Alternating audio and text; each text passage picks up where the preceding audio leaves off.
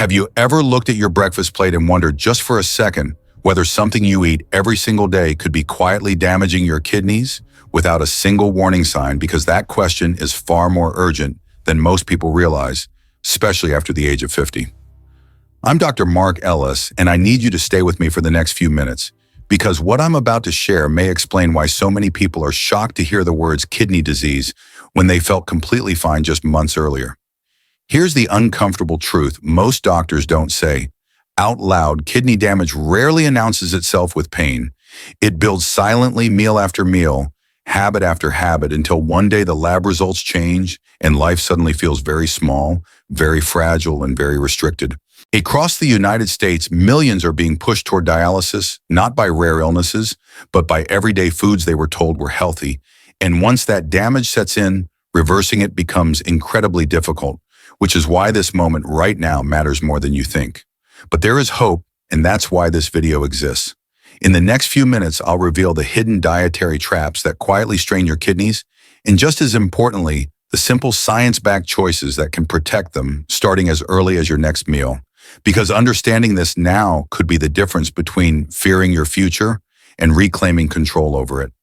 So don't go anywhere. Chia seeds are often praised as a superfood, and for good reason. But this is exactly where the danger begins for kidney health. Because when something is labeled healthy, people stop questioning how much, how often, and whether it truly fits their body's condition. I've seen this pattern repeatedly in my practice.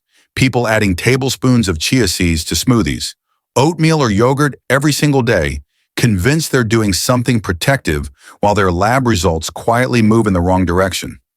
One patient in his early 60s told me he started using chia seeds daily after reading they were great for the heart and digestion, yet within months his urine protein levels crept up, and he couldn't understand why, because on paper he was eating clean.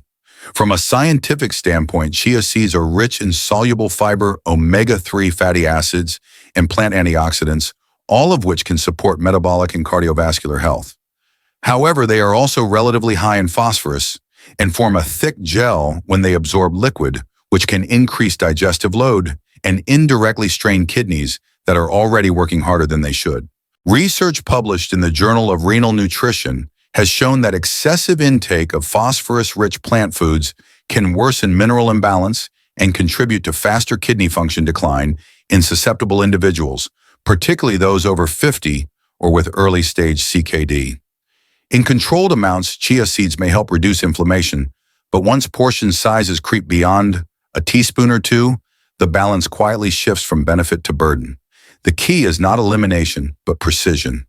When used sparingly, about 1 teaspoon per serving, not multiple tablespoons, chia seeds can still provide gentle fiber support without overwhelming the kidneys. Soaking them properly instead of consuming them, dry reduces digestive stress and helps prevent sudden fluid shifts that kidneys must compensate for. This is where many people go wrong. They follow trends, not thresholds, and kidneys pay the price for that misunderstanding. But understanding chia seeds is only the first layer, because some seeds don't just strain the kidneys slowly, they can accelerate damage much faster if you don't recognize them in time, and that's what we need to talk about next. If chia seeds represent a slow, silent strain when used carelessly, pumpkin seeds are a perfect example of how something that looks harmless as a snack can quietly turn into a daily kidney stressor when portion control disappears. I often hear people say it's just seeds as they reach into a bag again and again, while watching TV, never realizing that this casual habit can add up fast. One woman in her late 50s shared with me that she replaced chips with pumpkin seeds to be healthier, but within a year her blood pressure crept up and her kidney labs began to worsen, leaving her confused because she thought she had made the right choice. Scientifically, pumpkin seeds are rich in magnesium, zinc, healthy fats, and antioxidants, all of which can support blood pressure and metabolic health when used correctly. Magnesium in particular plays a role in relaxing blood vessels and supporting kidney circulation. However, pumpkin seeds are also dense in phosphorus and calories, and when consumed in large amounts, especially the salted or roasted commercial versions, they introduce excess sodium and minerals that kidneys must work overtime to filter. A 2022 analysis published in Nutrients highlighted that frequent intake of phosphorus-dense snacks, even from plant sources, was associated with poorer mineral balance and faster kidney function decline in adults over 50 with reduced renal reserve. The solution is not fear, but awareness. Pumpkin seeds can still be part of a kidney-conscious diet when limited to a small measured portion, about one small handful, roughly 20 to 30 grams, and chosen in unsalted, dry roasted, or raw form. Eating them intentionally, not mindlessly, makes all the difference because kidneys respond to consistency far more than occasional indulgence. And yet, as important as portion control is, there's another category of seeds that many people sprinkle daily without a second thought, even though their impact on kidney inflammation can be far more aggressive than most expect. And that's where we're heading next. After talking about portion creep with pumpkin seeds, this is where things often become more dangerous without people realizing it. Because sunflower seeds don't just sneak into meals, they flood them.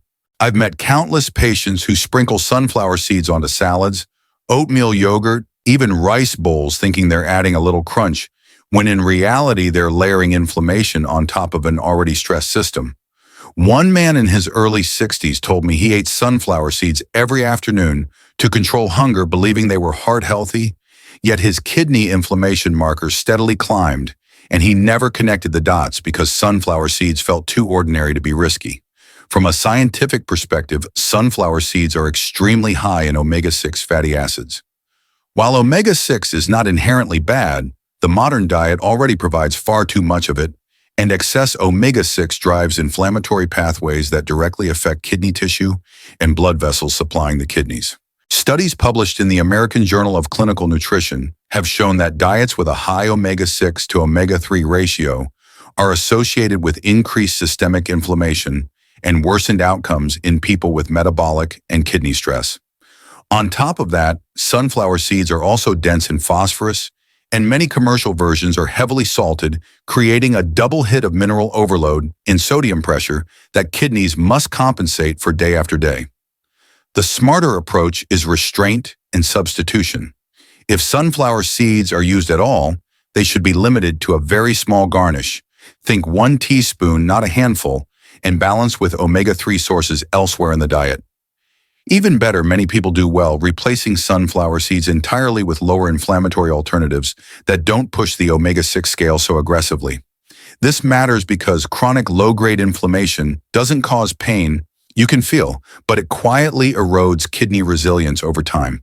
But understanding inflammatory fats is still not the full picture, because there's another seed many people consider natural and cleansing that can quietly interfere with kidney balance in an even more deceptive way, and that's what we need to look at next.